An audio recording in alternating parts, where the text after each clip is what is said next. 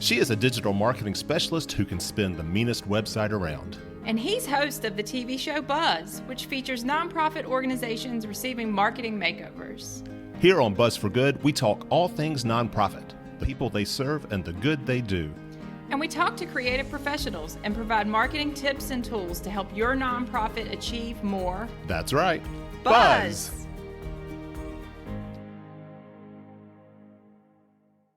And greetings, everybody. Welcome to Buzz for Good, our radio and TV show simulcast that we air in partnership with our good friends at WFIR and Blue Ridge PBS. My name is Michael Hemphill, creator and host of the TV show and this radio show, Buzz for Good, where we feature the great work that nonprofit organizations do in our region and the marketing professionals who provide them with more buzz so they can attract more donors, volunteers, and clients to their cause.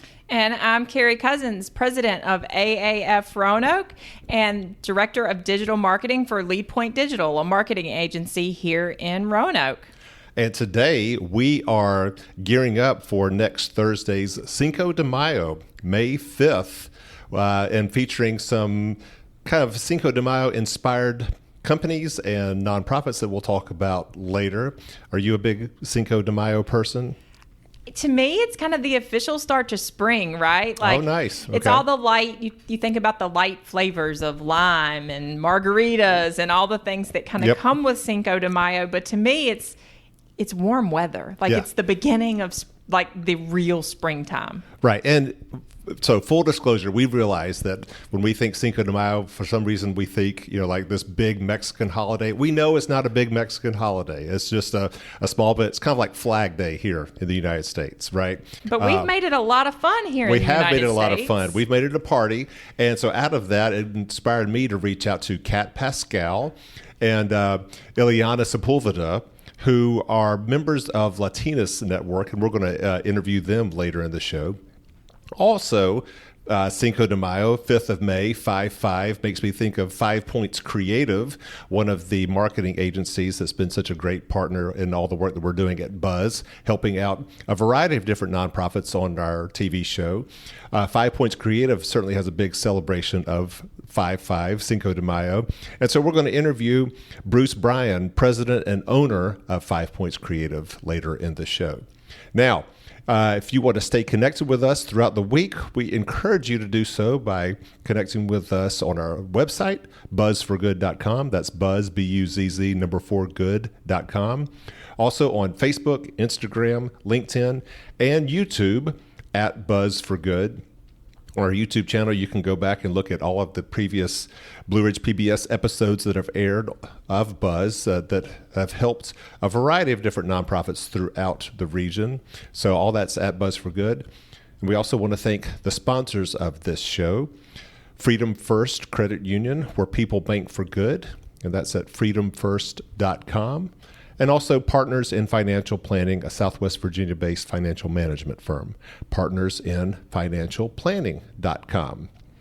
Real quickly, Carrie, anything in the nonprofit space over the last week or so that you've been involved with? Yeah, I actually sat down earlier this week with someone from First Fridays. First Fridays is actually returning next Friday on May 6th in downtown Roanoke at Franklin and Williamson Road. Right. And what's really cool about First Fridays, you may know it for the great music and the beverages on site, but 100% of the proceeds of First Fridays go back to nonprofit organizations all over the region, supporting different nonprofits every single time the event happens. Fantastic. So what's in store for next Friday? Do you know? There's an 80s band. Okay. That seems like a great kickoff to the season. Love me some 80s. And they are supporting the Bradley Free Clinic. Okay. CHIP. And the YMCA. Wonderful. Well, we'll look forward to that. And with that, why don't we just dive right into other Cinco de Mayo? And that is a conversation that I had this week with Kat Pascal. So Kat and I go actually way back. We were both working at Roanoke Catholic School way back in the day, and we kind of touch on that. And Kat brought along a good friend of hers, Ileana Sepulveda. They have kind of co-founded the Latinas Network, which just received their nonprofit status. So they're doing some great work throughout the Roanoke Valley and New River Valley. And, well, here's the conversation that I had with both of them this week.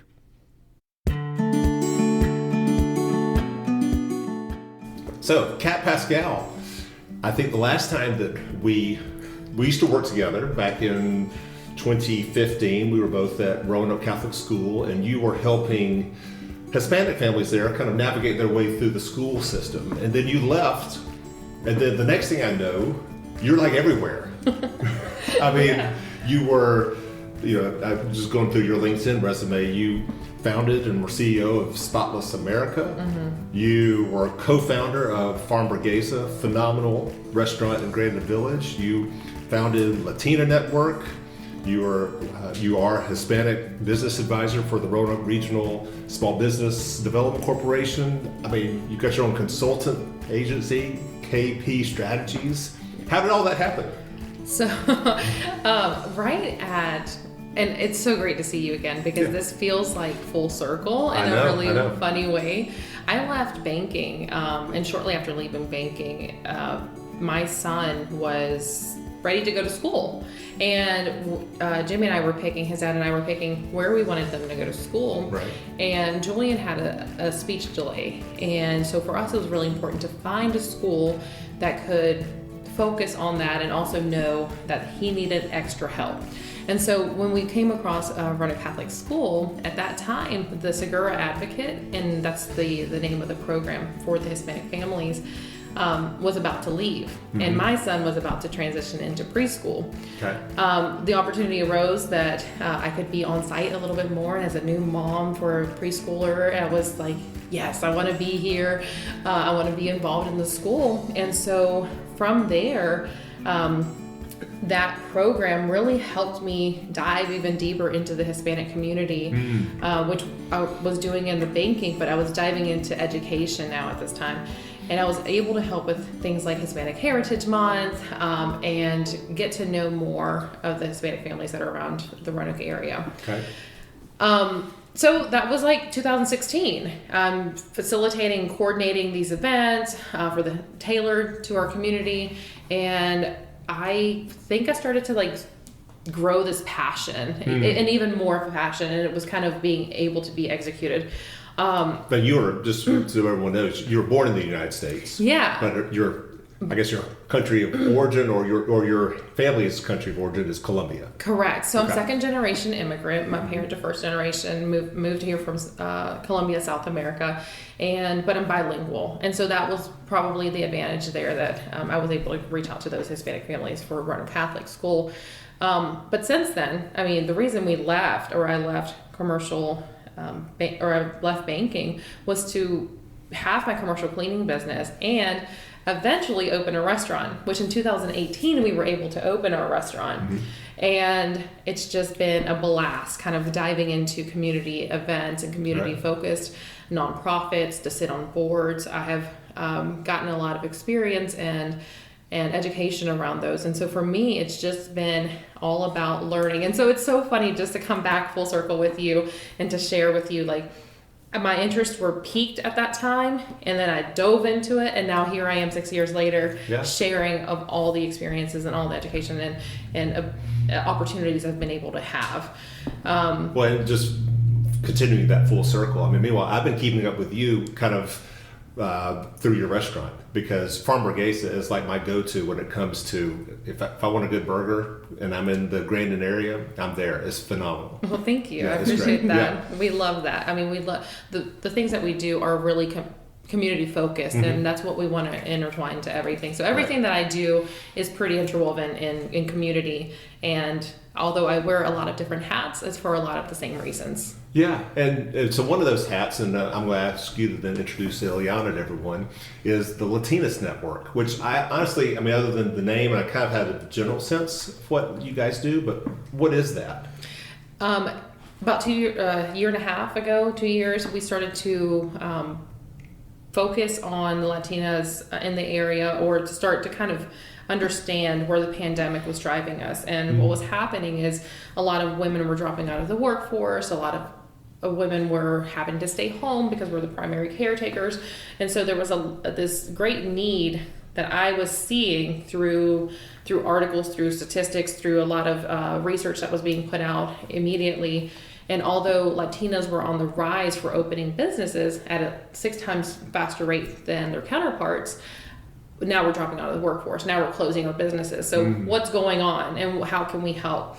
And so I talked to my friends and I talked to my circle of friends, and I said, we've got a good hand of Latina women in the area that are focused on their professional development or their business development. And through Latinas Network, I met, and I say my right-hand woman, Ileana Sepulveda, who is also here to chat with us and share a lot more about Latinas Network. Yeah, Ileana, thank you so much for being here. Thank you. So I moved to Roanoke in 2017, and we were coming from DC, from the Northern Virginia area, and we had a very strong community there. I'm originally from Mexico, moved 10 years ago to the US, and I had a very strong Hispanic community over there. And when we moved to Roanoke, I arrived, I was like, where is the Office of Latino Affairs? And where are all the support systems? And I found some, but I didn't really, it wasn't at the extent that I was used to. And also I saw a lot of need. And I had worked in DC volunteer with the Mexican consulate, with some other organizations. So I had that experience of building professional networks. And when Kat was brainstorming about Latinas Network, I was like, I have the perfect complementary experience to bring something to the table and build more this community. Now, what brought you to Roanoke? My husband's job. Okay. Yes, we moved here for his job, and I was working remotely, so I just continue working remotely. Okay. Well, before we continue, for those of you who are just joining us here on Buzz for Good, we are gearing up for next week's Cinco de Mayo and using it as an opportunity to shine a spotlight on some amazing people who are part of our Hispanic community here in Southwest Virginia, namely Kat Pascal and Ileana Sepulveda, who both helped co-found Latinas Network. How did you guys get connected? Through social media or? So I said, I have an idea. I want to get Latinas Network going. Had the name, branding is kind of where my space is. And I said, let's just launch it and see how it goes. And we gave ourselves a month. And this was through conversations from anywhere from people at the Gauntlet to the Vinton Chamber of Commerce to the Granite Village Business Association, just saying, I think this is a need. What do you all think? We think it's a need if you think it's a need. So we'll help you promote it. So as soon as we did a pilot opening night, the room was packed. Packed. Wow. And then we also had virtual meetup as well. And this is well before restrictions. And so that we met through the first meeting. Okay. And it was I said to a bunch of women in this room, I was so nervous. I was like, I just think we all need to get together and know each other. What do you all think? And everybody was excited. The energy you felt in that room was just so amazing. And so Ileana reached out to me and she said, I know what your mission is. I get it. And I want to help. And we were like, yes, let's do this. Let's all do this together because that's what it's about. It's collaborating. Wonderful. So about how many women are part of Latinas Network?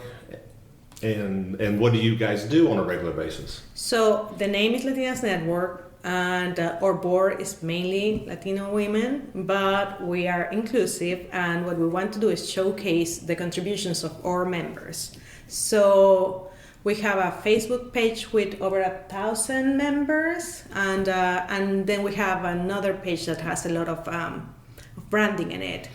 And we have this monthly meetup that is called Lunch with Leaders, and we get there our members and all of the allies that we call. So we get all of the people that are working with the Hispanic community come to our meeting, and we kind of talk to each other in that meeting, so we know how to support better our community. Okay. So we're fully volunteer ran. The board consists of 5 of us right now. And And then the members all come from all walks of life. So they're either business owners or they're lawyers or they're executive directors for a nonprofit. So they're from everywhere. And then we even have people that don't necessarily reach out to the Hispanic community, but have every desire to continue to fulfill that need if it comes to their organization. So that's what we're talking about, like the allies and the supporters. So we have a really good array of people that are attending these meetings. Monthly, we have the program Lunch with Leaders that you just mentioned, but we also have youth mentorship. So where we're inside of Roanoke City Public Schools, and there we help with our pillars, which are business development, professional development, and advocacy representation. Okay. Business development, professional development, and advocacy and representation. Okay. Our members have seen like this has grown out of like an idea, and it was an idea. Then we got together. Then we got a board. Then we got bylaws. Then we applied for the 501c3 status, which we just got. Oh, bravo! Congratulations! Thank you. So it's just been a lot of volunteering work, but also we're moving fast, I will say, towards having a very strong organization that brings more services to the community in the Roanoke Valley. Well, I mean, kudos to you guys for taking the time to build a solid foundation before you kind of dive into too many different things. So well done. Well, thank you. You know, what kind of inspired me to reach out to you guys was that next week is Cinco de Mayo, which I know is probably more of an Americanized holiday than anything else. For those of you, I had to do a little research, but Cinco de Mayo is actually celebrating the Mexican victory over French forces in 1862 at the Battle of Puebla. Yes. Yeah, right. So, but it's not even like a big deal apparently in Mexico, is it? Mm-hmm. Yeah, it's another holiday. It's not even a national holiday. Right. Like we don't get the day off out of it. Right. but yes, it's very popular in the U.S. I've heard that because we defeated the French in Mexico, they were not able to get to the U.S. So that's why you guys are happy. Well, thank you so much. Thank you so much. One of many blessings that we have from Mexico. But I mean, that does lead me to wonder, what are some other misconceptions that we here in Southwest Virginia, we being, I guess, more Anglos, have of the Hispanic community from your perspectives? There's a higher population of Hispanics in the Roanoke area than we see reflected back on the 2020 census. Mm-hmm. So the need for inclusion in the Hispanic community is definitely there. Whether the statistics we show, I think, like a 10% population rate of Hispanic or Latino communities here in the Roanoke area. 10%. I think it's like a 10%. Mm-hmm. Latinas and women in general, we get boxed into more like service and caregiving, like nurses or restaurant or like health. All of those services that are more like focused. Hospitality, yes. hotels. Yes, but we have like a lot of like our engineers. Next month we have Andrea Garland, who is director of Right Solutions, as part of our speakers. We have in arts and a lot of scientists. We have a lot of strong professionals in our network that's what we want. We want to showcase all of that variety. We want to break those stereotypes. So that's big part of our mission. Break those stereotypes for those who are not Hispanic or for those who both are Hispanic. Yeah, both. And that's why we have our mentorship program. Like we bring the engineers. Like I work with technology, and we go to the high schools and be like, hey, when you're thinking about what are you gonna do, don't put yourself in that box. Like break those stereotypes. That's part of representation. To see all of those seats full with Latina women. That's how you get the pipeline going. So that's part of what we do. We want to showcase all of the contributions and also all of these light that we're sharing into our community, that helps us having more services brought to our community. Like now we have a person in the city that is in charge of all the outreach. Yeah, the outreach for Hispanic communities. Maybe we have more Spanish-speaking service providers in banks and in healthcare and everywhere else. Like every time we showcase that we bring many contributions, but also there is a lot of need for the community, we bring more resources, and that's a big part of what we do. Yeah. And one more time for those of you who are joining us just now, I am speaking with Kat Pascal and Ileana Sepulveda, co-founders of the Latinas Network here in the Roanoke and New River Valleys. What are the biggest hurdles facing members of the Hispanic community in our region? Is it language? Is it, what is it? Language is big. Access to services. Just knowing, for example, if when you move anywhere, and when you're new, like you don't have that support system. You don't have a community that supports you. We come from, in my case, I moved from Mexico. My family's still there. So when I was here at first, I didn't really know a lot of people. I don't have anyone that takes care of my baby when I need to go out or something. Like grandma's not here. So some of those families, when they first move, it's difficult to find a support system, and then to learn about all of those services that the city already provides, but maybe you haven't heard about. So bringing information is very good. Yeah. Well, what are some of the services that perhaps people don't know about that are provided by the city or elsewhere, other agencies?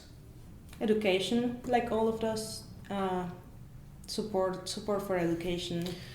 Yeah, so you mentioned SBDC earlier, Small Business Development Center. So that's one of the services that, and now that they have a Spanish speaking or somebody who's fluent in Spanish, I can now assist the Hispanic community in growing their businesses. So where they're not just at a mom and pop style, but if they actually want to franchise out, if they want to grow that business. So anywhere from starting to managing, growing, even exiting the business, those are things that Small Business Development Center can help them with.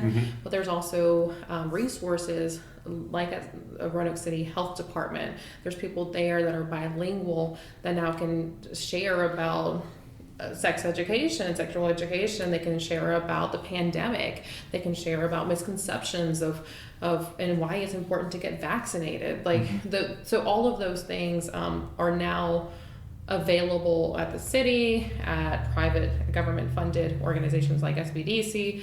But having a person or having representation is one of the goals that we have in mind, because when you have that representation, you start to gain trust within those communities.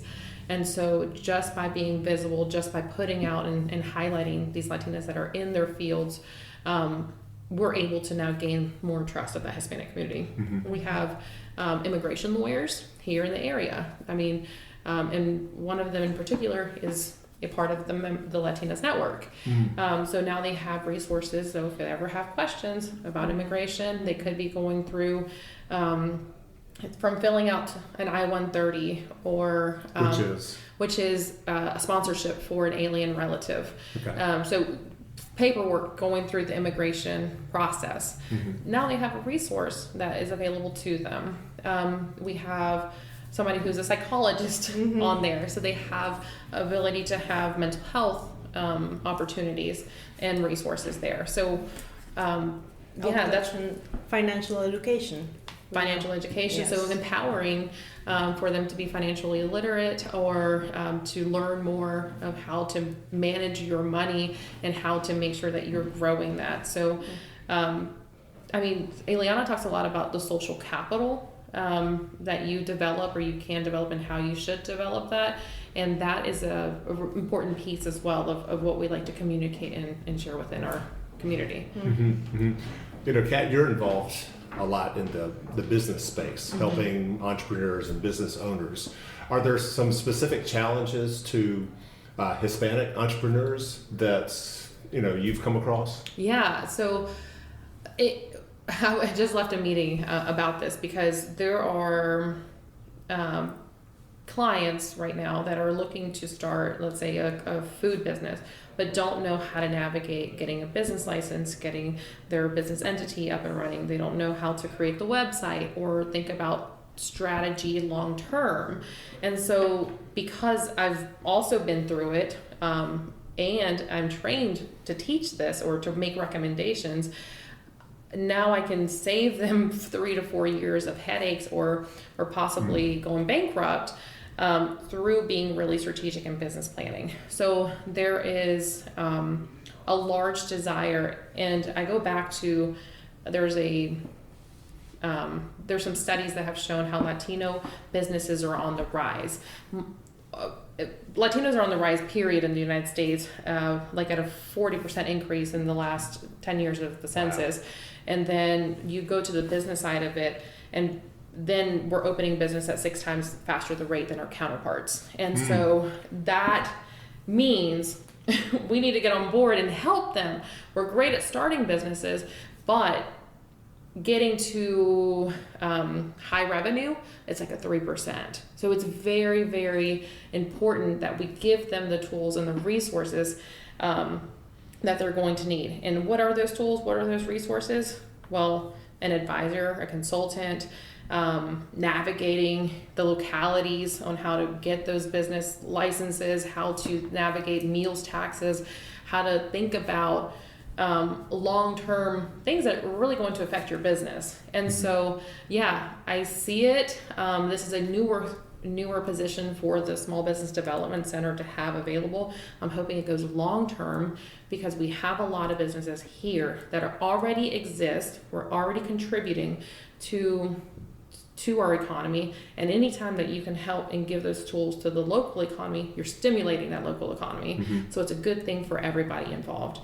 And like I said, I just left I'll give you one example. I just left a meeting, and what we're trying to do is get a commercial kitchen space for some of these people, my clients or some of the people in the community that are cooking out of their home, which isn't necessarily safe, right? Nor is for the consumer or the business owner.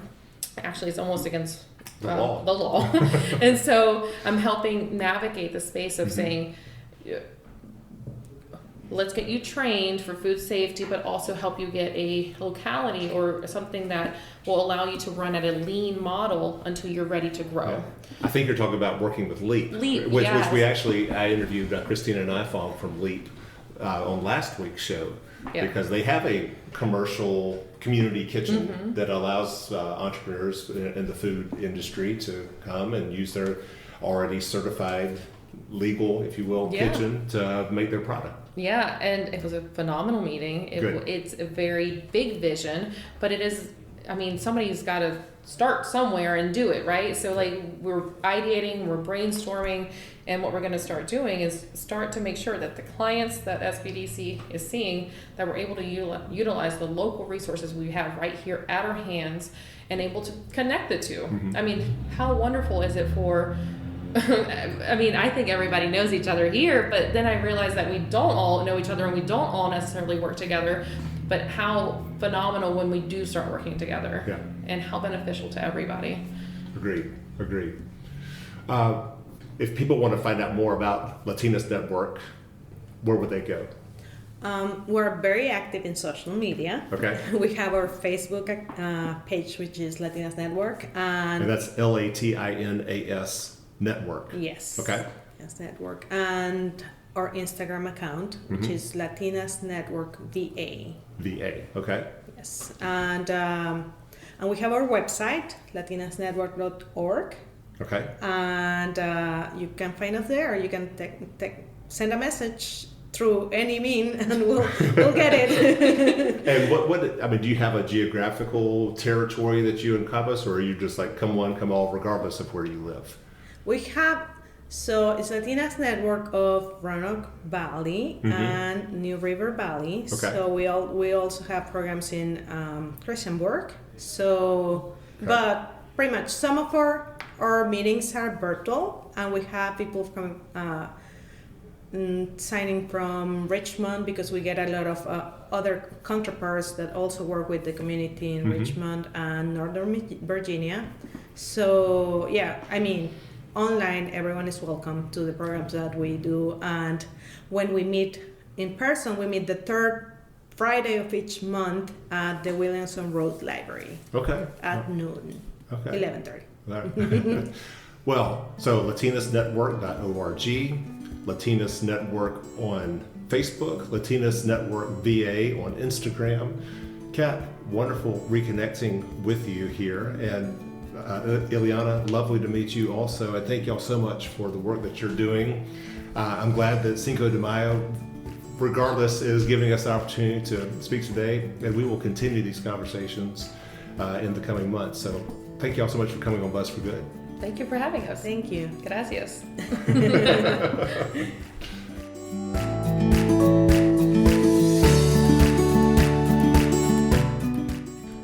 All right, so many thanks to Kat and Ileana for all that they are doing to just encourage and support members of our Hispanic community, and I hope that we are all doing so to make this region just a more inclusive and supportive place for businesses and entrepreneurs, regardless of your background.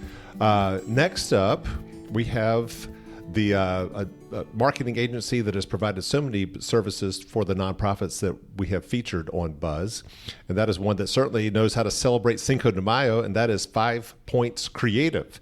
And so here's a conversation that I had with Bruce Bryan earlier this week, president and owner of 5Points Creative, about the work that they do to support nonprofits, both on the show and outside of the show Buzz.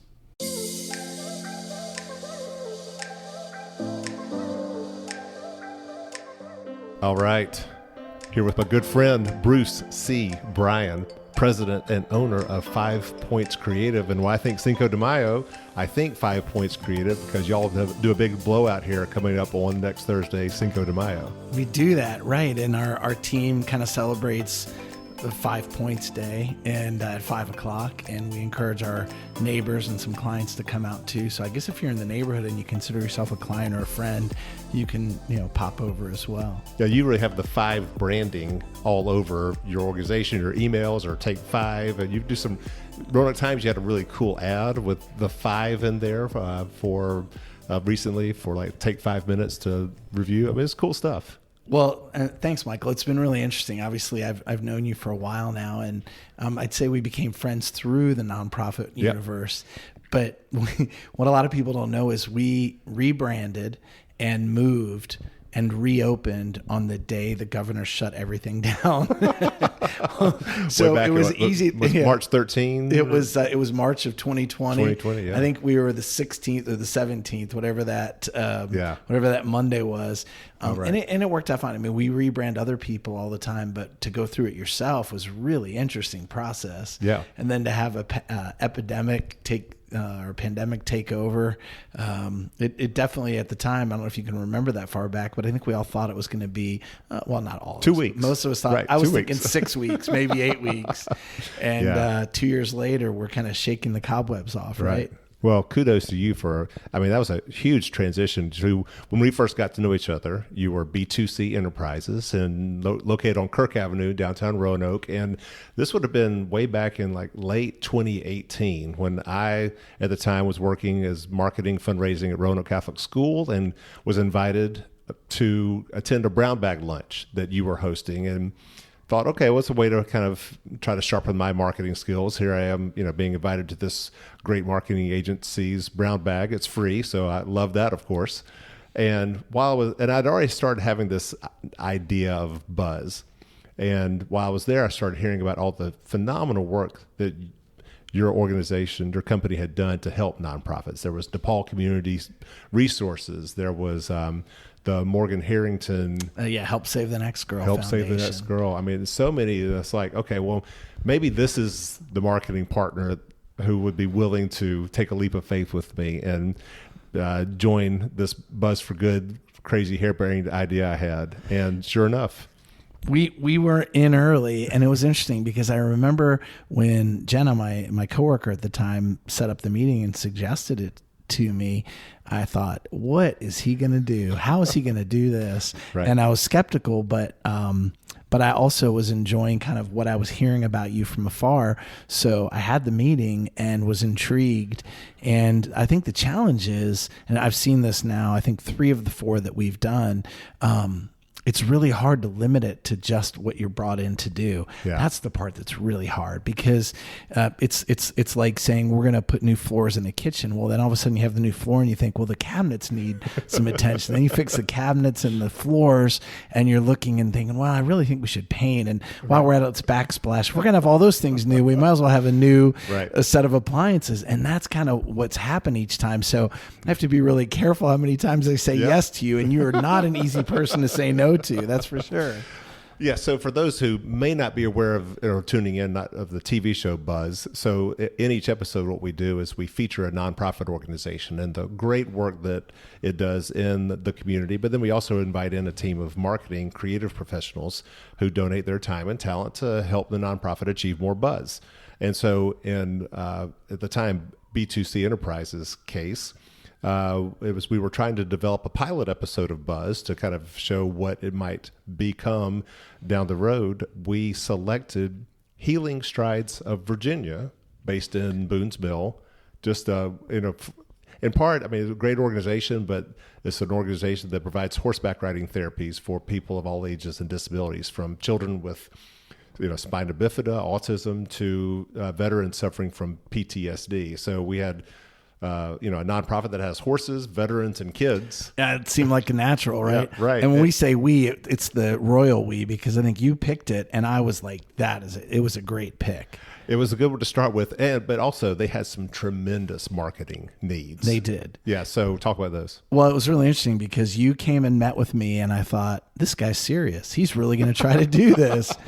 And at the time, I thought, well, I can do one. And then as we got rolling, I thought, well, I'd like to do all of them. But, I had a business to run, so it was hard to do all of them. Right. What was interesting is they had a fundraiser that month, maybe within the next 10 days after we met. And my wife and I went out, and we were just blown away. I mean, we were crying and we wrote checks, and I thought, we've got to help them. Yeah. I just got to figure out how to convince my team that this is going to be okay. And in the middle of a really busy season, which it seems like they're all really busy seasons, how are we going to squeeze this into our workload? Yeah. And, but the team was very responsive, and the work was really fulfilling. And when I think back over the last 4 years and the things that we've done for different people, I think Healing Strides and that complete rebuild of their marketing approach and their website and the visuals and their branding and everything is probably the thing I'm most proud of. So because we talk about this, it's not really about the getting that you get when you give, but it always does seem to work out that when you give generously, you get back a lot more. And that was the case with Healing Strides, that was a great, and I'm actually on Carol Young's board. I'm on the board of directors now at Healing Strides years later. Yeah. So, well, it goes back to what you're saying as far as, we need to do floor in the kitchen, and suddenly, $100,000 later, you have a brand new kitchen. I mean, that was the case with this one. I think we started off looking at, well, maybe they could use was it a new logo? Was that the first piece? I think it was a new logo, and we said, well, they need more than a logo. They need a brand. Because their website was in terrible shape. It was not good, and their branding was not reflective of who they were. And, right. I don't want to be disparaging, because that I don't want to be negative.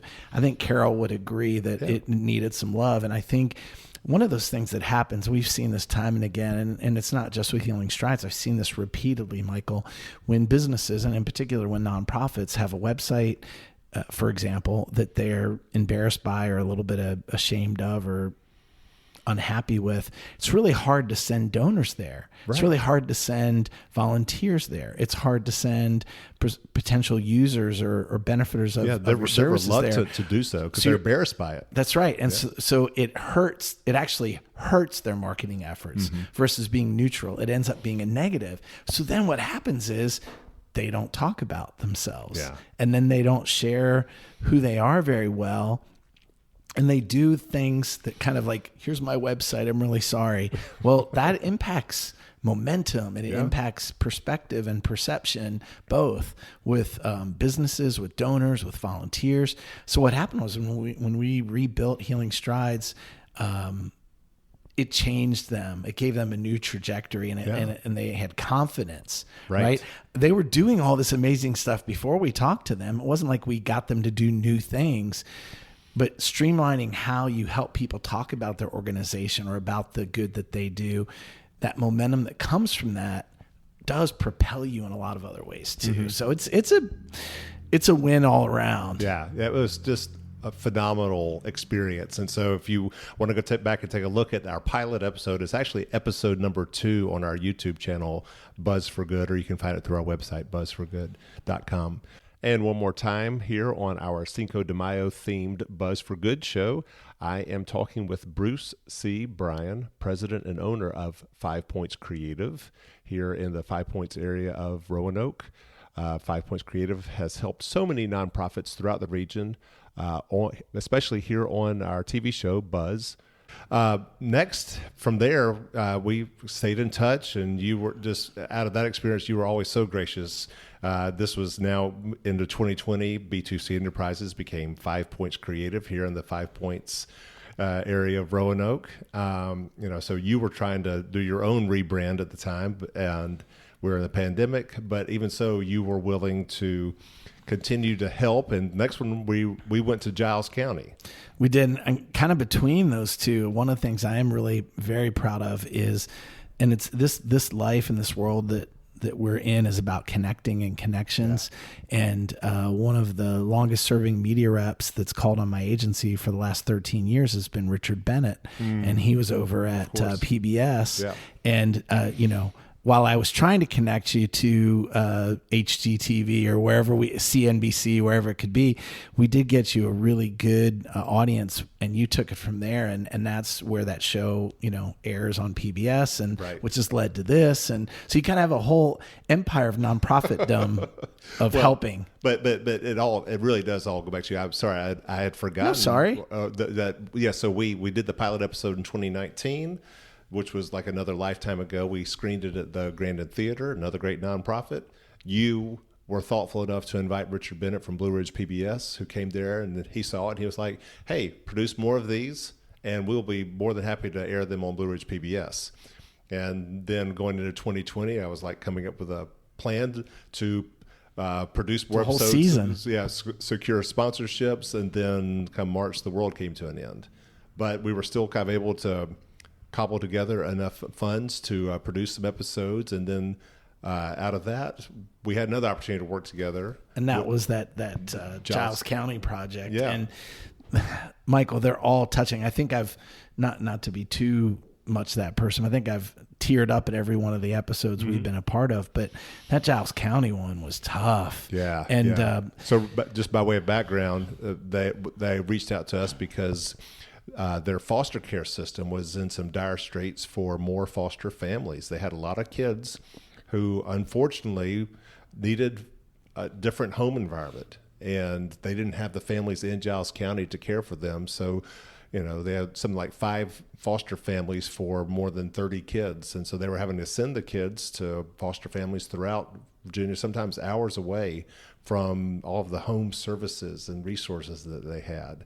And so it's a wonderful, meaningful, heartfelt story, but then you came in and provided just this wealth of marketing resources for them. Talk about that. Well, so we were working with Karen and the team down in Giles County, and I said, have you thought about this? And she said, yes. Thought about that? Yes. Have you thought about... Literally, Michael, she's doing all the things that I would have done. So passionate. And she was doing a really good job. It was just a big gap that for a lot of different reasons, whether it's a mixture of the opioid epidemic or low population struggles, more kids in need, all those together made COVID as well, probably. COVID was a big deal as well. We did get them, I think, about $5,000 worth of advertising. We partnered them with the DePaul Community Resources team, which is more regional, but has an arm in Giles County. And I think they had some traction with it, but that still remains a challenge. Yeah, prior to that, I think I've had a lot of success using advertising and marketing to move the needle. Yeah. But as a reminder that even when you do all the right things, there's some problems that are just moving a triangular stone up a hill, and that's tough. That's real, and it hurts sometimes. Right. So that episode is also on our YouTube channel. What I've learned really mostly from working with you more than any other, agency is the power that you can have as a nonprofit with very limited resources to leverage what little you might have to really get a whole lot more. Sometimes nonprofits think, I don't have any budget at all to spend on anything, then they go to a media partner to try to get them to donate everything. And it's and the media partners sometimes aren't as willing to do that. But if you have just a little bit, you can get a whole lot. I mean, I'm going through that right now with a statewide program to do free CPR training around the state. And we were able to come up with what for a statewide outreach is a small budget. But we got media partners, including this station that you're listening to now, involved with it as a part of that. And leverage is a great word because you can imagine if you own a TV station or a radio station, you are getting hit all the time. You should just give me this. Right. I want this. We'll give you a logo here. And it's just really not fair. Honestly, yeah, I mean, right. Well, they're not, and the TV stations, they're not doing it to get their logo on a T-shirt. Right. They're just doing it out of their charity. Often they are. Every media outlet has some commercials that they and airtime and things that they can do to give back to the community. So they're really good partners, but there's way bigger need than there is capacity. Yeah. So oftentimes you can take that investment.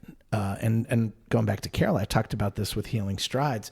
We did some of the same thing. You can take that investment and turn it into something significant. Right. That's the way everybody wins. The television station or the radio station gets a little bit of ad revenue. They get their good name and they get connected with something positive that they can align themselves with. The nonprofit gets a little bit of extra bang for the buck. And if you can come up with some good ideas, I think sometimes what happens with nonprofits is they think, well, we don't have a budget for advertising, which is a whole separate conversation. And I can't go so far as to say shame on you, but if you're not marketing and advertising and that isn't a line item, then you probably need to raise more money. Mm-hmm. Yeah. Really. Yeah. I mean, but having said that, I think that if you can go and get an underwriter that you can say to them, look, will you make this X amount of dollars donation that I think I can turn into something else, that's appealing to certain businesses. Yeah. We talked a lot in the past about how people give businesses, give for different reasons. And I don't know if you want to get into that now or some other time, but as a development person in a nonprofit, you have to figure out, why are they giving to me? Mm-hmm. And that's a question a lot of development people don't really ask. They think it's just because they have a great nonprofit or they're doing great work. Right. Well, I run a nonprofit. I run the Spot on Kirk, a music venue in downtown Roanoke. Shameless plug, the spotonkirk.org. But money just doesn't magically appear. You have to ask people. But what I found, Michael, it's very similar probably to what you found with just doing this show, is if you give people specific things that they can do, they're more likely to do them. If you just say, can you help me? Right. And one more time, I am here at 5 Points Creative talking with President and owner Bruce C. Bryan. As we gear up for next week's Cinco de Mayo, 5-5, and of course 5 Points Creative comes to mind, which has provided so many wonderful pro bono marketing services that have helped so many nonprofits here on our TV show Buzz. So as a nonprofit, what we mean is, let's say if you have only $500 or $1,000 to take to a media partner. That goes a whole lot further than, hey, just asking for a freebie. That's right. And they can parlay that into, a media partner can parlay that into a whole lot more, knowing that you're at least willing to invest a little bit in them as well. I think what happens, I'm gonna go surreal for a second and just say, if you think about good branding, it's not about the company. Good branding is about the user, the consumer. Yeah. So you think about Nike, very famous, just do it. It's really not about Nike. It's about empowering you as the consumer, you as the wearer, the user, to just do that thing that you're trying to do. You deserve a break today. We grew up knowing, hearing that line. All those things are related to the user. And what happens with a lot of businesses that unsuccessfully market is they market about themselves instead of about the user.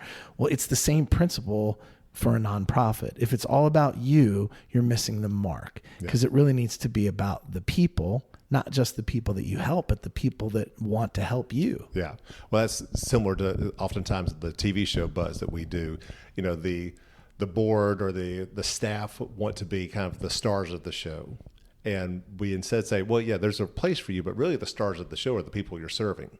And they're the ones who tell your best story. So we want to, as on a TV show, we want to focus on them and their experience working with you. I think about the Habitat episode we were in together, and I teared up when you did the profile of some of those families. I think that was it was in 2021, just a couple months ago, probably. Yeah, we did. It was Habitat for Humanity of the New River Valley, and we featured some of the families who received new homes.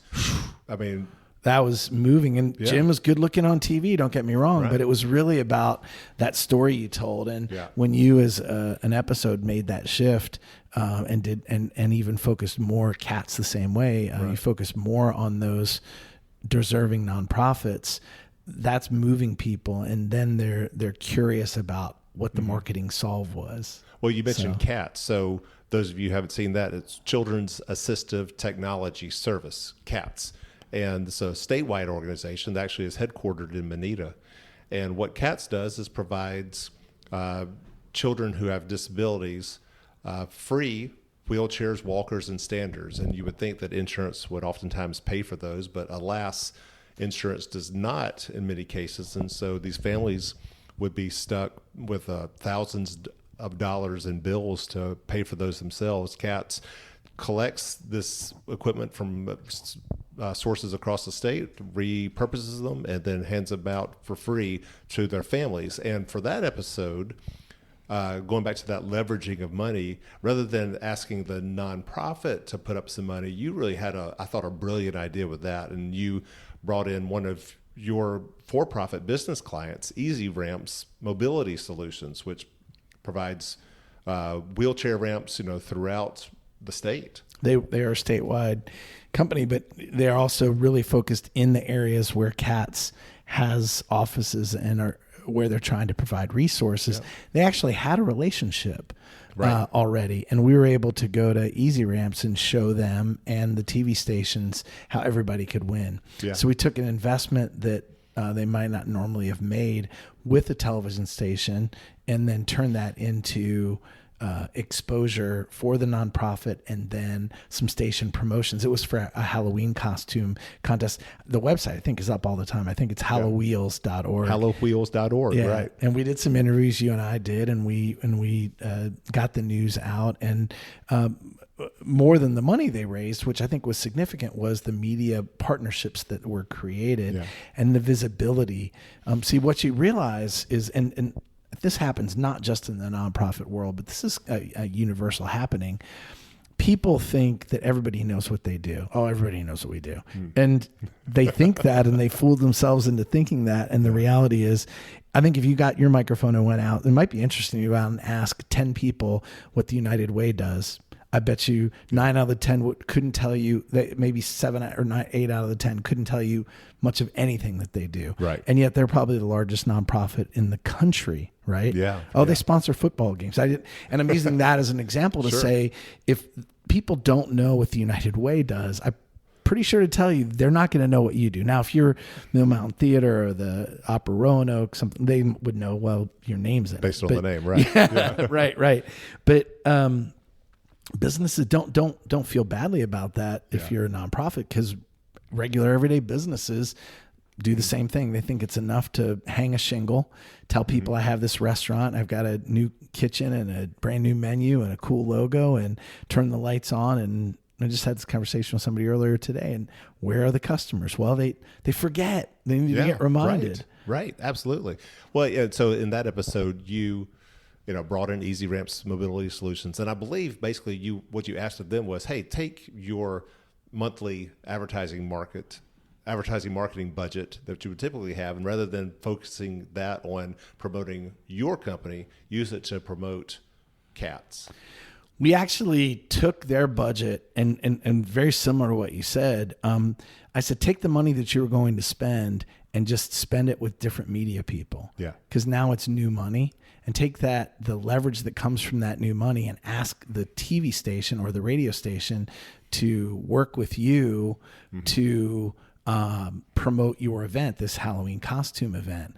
And so part of what was happening was they hadn't really invested in Richmond at all. And we got them to invest in Richmond, and it made a big deal because it was money that Richmond wasn't used to seeing. So the TV station was very interested in working with them, and that helped get a lot of visibility there. Beautiful. Well, it was based on that model that recently we celebrated Give Roanoke Day a couple weeks ago. Right. That was sponsored by or hosted by the Council of Community Services.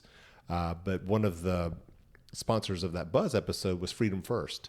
And I had the idea based on working with you on that model of reaching out to Freedom First to say, hey, how about, using your, month of advertising budget leading up to Give Roanoke Day, use that, and instead of promoting Freedom First, use it to promote Give Roanoke, with sponsored by Freedom First or something like that in your print advertising and in your digital marketing. And it works out well. They ended up having just a banner Give Roanoke Day in part of that. And I'll bet Freedom First had a great month and had a lot of visibility they wouldn't have had, because people will notice things they wouldn't normally notice because it's unusual and unexpected. So another great, I thought, suggestion that I got from you directly was if you're a nonprofit, to reach out to your business partners to say, hey, use the money that perhaps you're already spending, and this one particular event, just turn it around and you have them, focus their call to action on your nonprofit and your event or whatever it may be. Yeah, it works really well. And so you're welcome to take any ideas you want to take and do whatever you want to do with them. They're out there for the taking. Excellent. Well, and speaking of which, here we are in 2022, and I'm excited about bringing 5 Points Creative, if you're still willing, on board for another Buzz or maybe 2 episodes this year. We have our eye on a couple of different nonprofits you've introduced this to, and we're intending to do, I think, at least 1 episode. Excellent. And probably 2 here. You said at least 1, but you held up 2 fingers. Yeah, so I may hold you. It was radio, so I thought I was safe. But no, I think you can count on us for 2. Excellent. So, well, Bruce, 5 Points Creative, Cinco de Mayo, it fits together, doesn't it? It all fits together somehow, right? And meet us on our porch at 5 o'clock. I plan on being here and enjoying a cold one or 2 with you. And again, just as always, thanks so much for all of your support with Buzz. Well, and I mean it. Thank you for all that you do for our community and for the nonprofits. The smart ones are paying attention to what you're talking about and to the messages that you're sharing. So, good work. Thank you, my friend.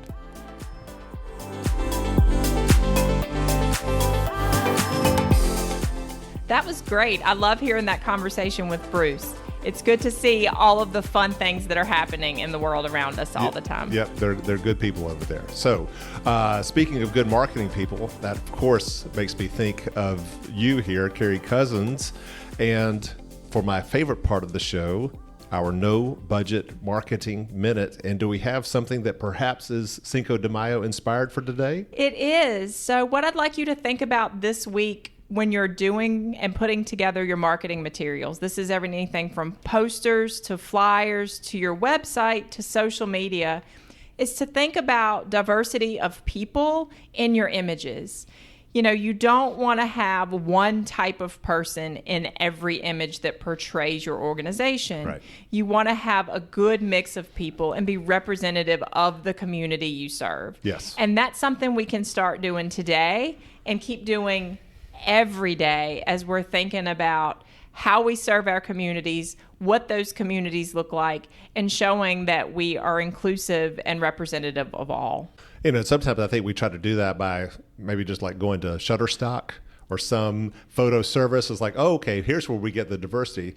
Instead, why don't we just be more intentional about when we're taking photos at the events, at our events? Exactly. If all of your photos look a certain way, and your photos with diversity are obviously stock photos, that doesn't send a good message. Yep. So it really does start with being cognizant of your community and your surroundings when you're hiring a photographer, when you're taking photos yourselves, when you're creating photo assignments, is make sure you're paying attention to everyone who's participating in whatever you're capturing visually. Awesome. Another wonderful and free no budget marketing minute. So thank you so much, Carrie. And with that, we hope everyone enjoys a safe and fun Cinco de Mayo, and just using it as an opportunity just to embrace the full diversity of our beautiful region here in Southwest Virginia. And we will look forward to seeing you back next week when our show will feature moms in advance of Mother's Day. Bye now.